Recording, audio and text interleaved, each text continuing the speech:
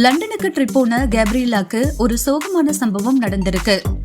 குழந்தை நட்சத்திரமா சினிமால அறிமுகமான நடிகை கேப்ரியலா கடந்த 2009ல டெலிகாஸ்ட் ஆன ஜோடி நம்பர் 1 நிகழ்ச்சி மூலம் ரசிகர்கள் மத்தியில ஃபேமஸ் ஆனாங்க. பிறகு பிக் பாஸ் சீசன் 4ல கண்டஸ்டன்டா கலந்துகிட்டு இன்னும் மக்கள் மத்தியில ரீச் ஆனாங்க. அதுக்கப்புறமா வெள்ளித்திரையில ஒரு ரவுண்ட் வருவாங்கன்னு எதிர்பார்த்த நிலையில திடீர்னு சீரியல்ல என்ட்ரி கொடுத்தாங்க.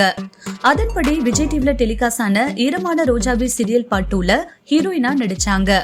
அதுல காவியாவா நடிச்சிருந்த அவங்களுடைய கேரக்டர் ரசிகர்கள் மத்தியில நல்ல வரவேற்பை பெற்றது. இந்த நிலையில இப்ப ரீசெண்டா கேப்ரியலா லண்டனுக்கு ட்ரிப் போனாங்க.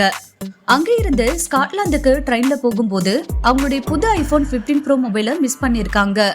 1.5 லட்சம் மதிப்புள்ள அந்த போன் தொலைந்ததால அப்செட் ஆன அவங்க அது குறித்து டிராவல் ஏஜென்சி, ரயில்வே ஸ்டேஷன் என பல இடங்கள்ல கம்ப்ளைண்ட் பண்ணிருக்காங்க.